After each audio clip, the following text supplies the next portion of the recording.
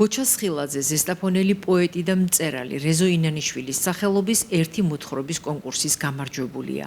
მეორე ადგილი მას ჟიურის გადაწყვეტილებით წილად ხვდა მოთხრობისთვის, რომელსაც მშლატე ჰქვია. გოჩა ამბობს, რომ სიუჟეტი ცხოვრებისეულია, რეალური, ისეთივე ყოფიერი, როგორც სინამდვილეში, რომელიც არ გავიწყდება, სულ გახსოვს და ტკივილს ახლაც გაგრძნობინებს. ინტერნეტშიც ვნახე, რომ ეს კონკურსი იმართებოდა ამ დროს, ხო და მე ახლა მოთხრობებს იშვიათად ვწერ და თითქმის არ ვწერ, მაგრამ მქონდა რაღაცა დაწერილი, ხო და ვიფიქრე, გავაგზავნით, ხო და გავაგზავნე. არავითარი რამე გეგმა არ მქონია, არც იმედი მქონია, არც პრეტენზია მქონია. ხო, უნდა ყოფილიყო დაახლოებით 5 გვერდი. ცოტა მეტი თუ იქნებოდა ნაკლები არ იყო პრობლემა. და მე მათ სვანეთში ვიყავი და ისა მომწერეს რომ ჩამოდითო და ჩავედი და იყო ასე. ბუნებრივია ადამიანს ყოველთვის ხარი ასეთ რაღაცები.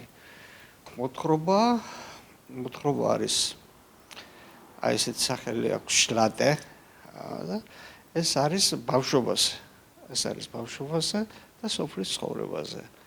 კაც ცხოვრებაზე, რაც სოფელში იყო. ასე 80-ან 90-ან წლებში ეს კაც ცხოვრებაზე. და შედგება აკინძულია შთაბეჭდილებებიდან, მოგონებებიდან. ახლა სულთლად ვერ დავდებ თავს, რომ ეს ყველაფერი აბსოლუტური სიმართლეა, თლად დოკუმენტურია, მაგრამ ძირითადად სიუჟეტი არის ნამდვილ ამბავზე. საერთოდ სტიმული არის ახლა პატარა რაღაცები ასეთი ადამიანს რაღაცა ბიძგს აძლევს, სტიმულს აძლევს, რომ კიდე რაღაც გააკეთოს.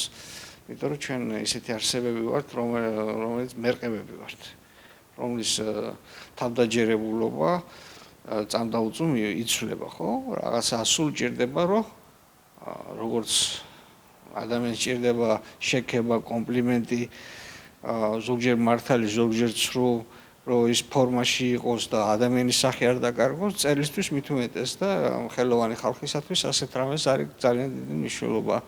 იმიტომ რომ კი ხელოვნება უპირველესად არის წმენა და თავდაჯერება, მაგრამ ამ წმენასაც აქვს საზღვარი.